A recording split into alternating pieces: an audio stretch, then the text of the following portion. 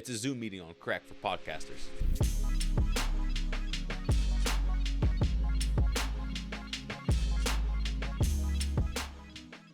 It's been a while. Thank you for tuning into my verse review on Irish the YouTube channel. Today we're going to be discussing Riverside FM, a web application that allows you to record remote podcasts while recording them in studio quality. Now let's dive into that really quickly. What does recording in studio quality mean, and what does remote podcasting even mean? Well, studio quality basically just means professional, like how I have this microphone right here and it's capturing my audio pretty well. And I have a camera right here that's capturing my video pretty well.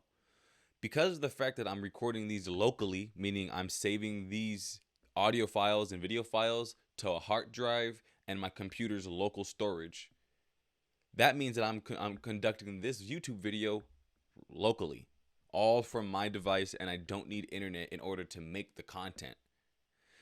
Remote podcasting is basically the same thing. It just involves the internet. It has been these software developers and business owners' duty to create some type of remedy for being able to record high quality podcasts anywhere in the world with any guest that has an internet connection.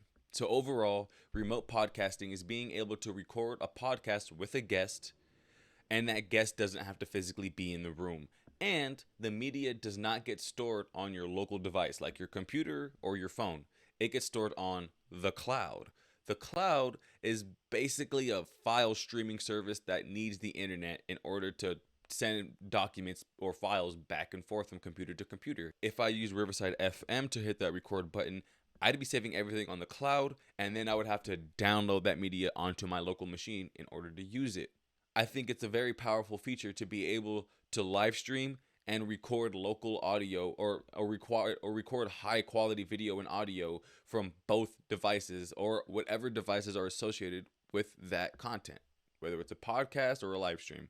Majority of the time, it's kind of both. So live streaming and podcasting kind of go hand in hand because, why not try to get your media on as many platforms as you can at once? Let's talk about how Riverside made it very easy for us to do that. Riverside is an all-in-one virtual studio dedicated to recording, live streaming, editing, content management, content creation, and most importantly, distribution. They understand how important distribution is. Beforehand, you record your podcast, throw it into Premiere, cut it up, make all your clips, upload them all, archive them bad boys. Your podcast is already uploaded. All right, that sounds like an easy few things, but let me tell you, that's a time-consuming task, especially when you're a one-man band, especially when it's just you on your team. It can get very complicated, it can get very boring, but what Riverside did was they bundled up all the important stuff and put it into one single web application.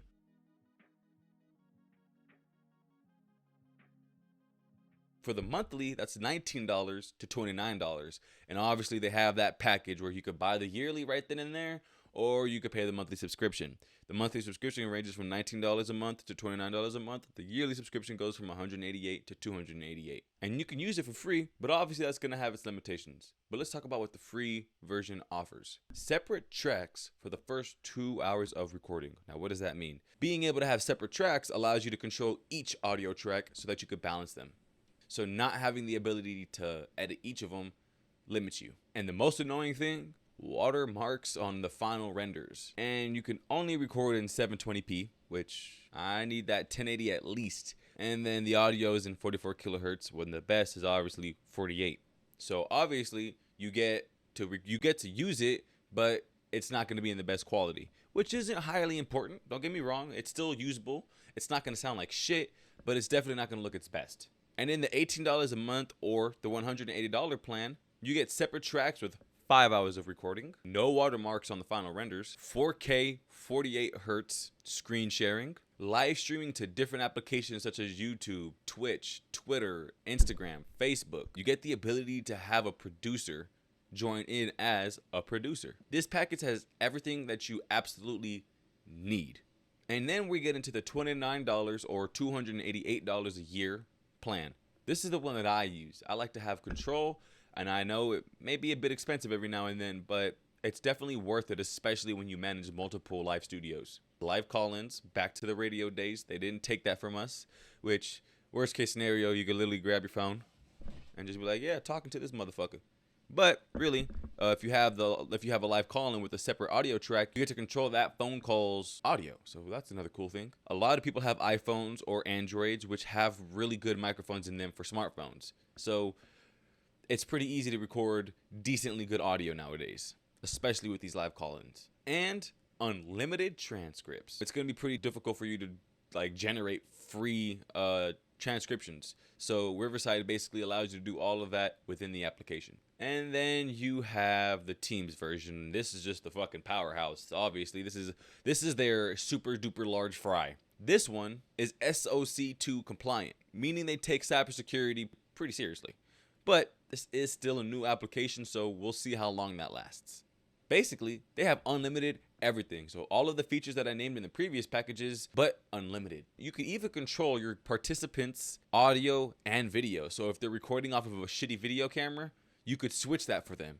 If their audio sounds crappy, you could switch it to the fucking actual computer's microphone. Pretty cool feature, especially for producers. And if I'm real with you, for people who like to run and gun and get it done, this sounds like every production crew's dream, especially if they want to own a podcast. So think of a Zoom meeting, but for podcasters. Now, let's get into some features that I might have missed. All right, so now you're thinking like, okay, how the hell is it recording locally? Well, let's be honest, Riverside is not the only application that can do it, but they're one of the main applications that are really good at doing it. So basically, when you start a live stream or a recording on Riverside, what it does is upload your local footage in the background to their cloud storage while recording the live stream and uploading that to their backup. So whatever the stream sees is what your backup media would be. And then it records the 4K 48 kilohertz video and audio in the background, and it uploads it as the show is going on. It doesn't wait till afterwards. It happens as you go. There's only one negative in that feature, and that is that the person who, like, if somebody's using a phone, they're going to be sitting there for a while, and they have to keep the application open while recording or while it uploads, or we're going to disrupt the upload. And obviously we know that that's something that we don't want to do.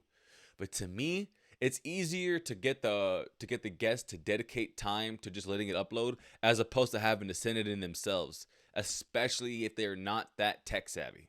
You want to be, this gives us the ability to like stay on the phone with them and talk to them about questions that are off the air. In fact, I see this as an opportunity to get pretty creative, especially if you want to have like behind the scenes content and be like, all right, y'all, we're going off the air, but for those who paid for this luxury, you get to stay on the air while we wait for this dude's footage to upload because his internet sucks. And if you really love that person that you're listening to, you might want to stick around a bit longer and see what's going on. You might be able to consult with them a little bit more. So I see this working out for the audience member and the podcast host. And to join the call, literally, they either get sent a link or download the app, open the fucking call, and hop in it just like a Zoom meeting. It's so easy. It's just a few buttons. It's a Zoom meeting on crack for podcasters. And as a host, one of my favorite features, you can upload different types of file types to their database. Why is that important? Well, because they have a built-in media board and soundboard. You know those little clappers, or how everybody has those little mixers that you could like hit a button and it makes a noise? Yeah, they have that exact same feature.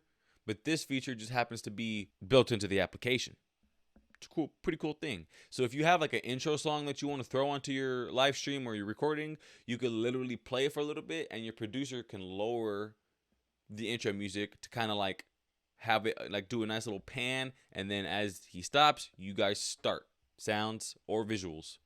Even graphics. That's the cool part about it is you could literally upload, like you could make a graphic in After Effects, upload it here, play the graphic and then play the graphic and the sound and then let the show start. It's a pretty cool feature if you ask me. The most annoying thing about that is that the producer does not have access to the media or the soundboard. You cannot control that, which kind of, for me personally, defeats the purpose of having a producer. Because why would the goddamn producer, a host, want to spend time on trying to make sure that the media and the graphics are playing efficiently? That's not their job. Their job is to make sure that the show is running smoothly and they're getting content out of the guests through conversation, not through graphics. That's my job. That's what I'm supposed to do as the producer. Riverside, Got to work on that. That's one feature that's one thing I cannot stand about that feature, is that someone like me as a producer, you gave me a producer role and a mode, but like I can barely even use it. But they make up for it, obviously. During the live stream, as you're recording, you can hit markers. Literally tap M and it creates a marker. Why are these markers important? Well, because these markers also start clips. And while they're doing the live stream, if you're a producer, you can go back into the dashboard and you'll see the clips are right there waiting for you. Any marker that you hit is the clip waiting for you. So you can go into the actual editor that's built into the fucking dashboard, which, did I forget to mention that they had an editor built into the dashboard that you can access during the live stream and literally distribute media onto different platforms as the live stream is currently happening, meaning you can draw in different audiences while the live stream is happening. I think that's fucking fantastic for marketing, if you ask me. Remember those markers that I mentioned? Well, after the live stream is done and conducted and everything is uploaded, which could take quite a while sometimes, but a cool thing about this is that you get to download the XML. For those who make video content or do live production, you know that the XML is basically a project file that you can throw into whatever video editing software you use, DaVinci, Final Cut, or Premiere Pro. When you download that XML and you import it into your video editing software of your choice, all the markers that you hit come along with it. And to me, that's a very powerful feature. It may not be fully integrated and functional. No, I'm not even gonna say it may not be perfect just yet, but goddamn, that's an important feature for me to have as a producer, because that's basically how I'm going to leave notes for my editor. So basically the workflow for me works like this. In case you don't use Riverside, here's a little bit of a cheat sheet.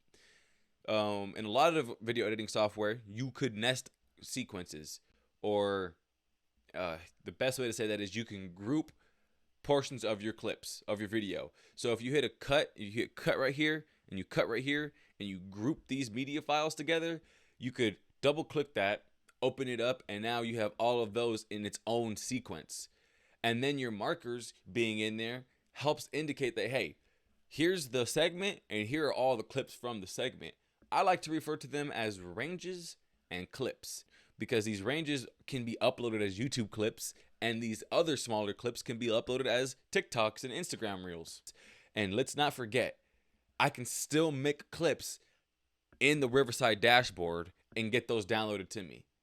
The beauty in that right there, I don't think I'm ever going to use that feature after the show's done, but during the show, I think that's a really important feature, especially if you have somebody on your team whose job is dedicated to getting at least 5 videos on a different application, so that we can just try to pull in as much guests as we can.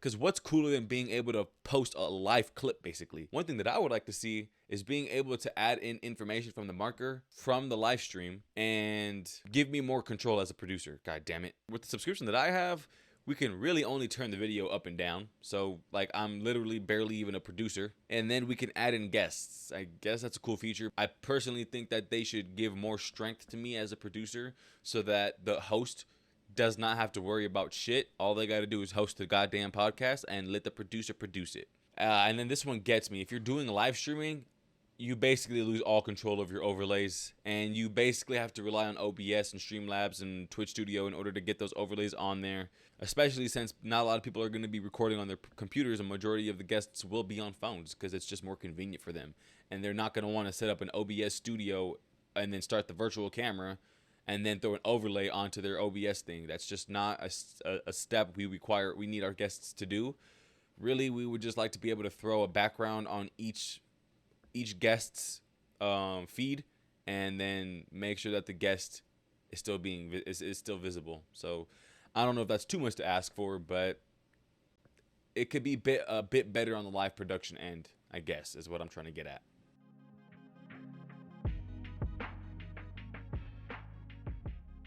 So overall, we're basically playing for high quality content and live streaming abilities. Technology advances so fucking fast. Overall, I don't think that it's perfect. I think it definitely has its flaws still. And there's other applications such as Squadcast that could like keep up with it. Whichever one you choose is completely up to you. I chose Riverside because their marketing hit me first, and I never even knew about this feature until I used it. The minute I used it, I fell in love, and I started talking to other people about it and got them excited and got them to use it as well.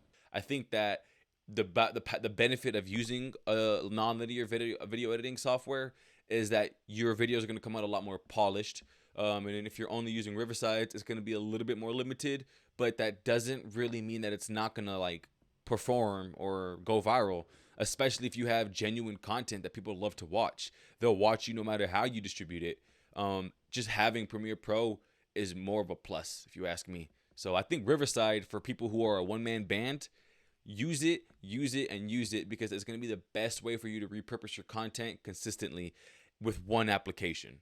But for those who want that more polished look and have the money and have the team to be able to distribute content very quickly, then I would say Premiere Pro, Final Cut, DaVinci Resolve. Go buy those applications. Use Framio for revisions, and have an entire workflow dedicated to repurposing podcast content. Other than that, it consolidates everything and puts it into one place for you. It's not complicated and it's not too easy.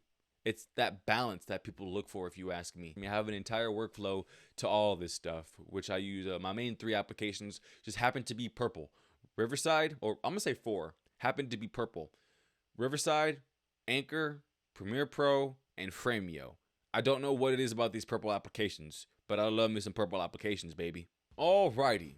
And I believe that's all for me today. Riverside is a good application. It's up to you if you want to utilize it or not. But really all I was trying to do was plant this little seed in your head about remote podcast production or cloud podcast production.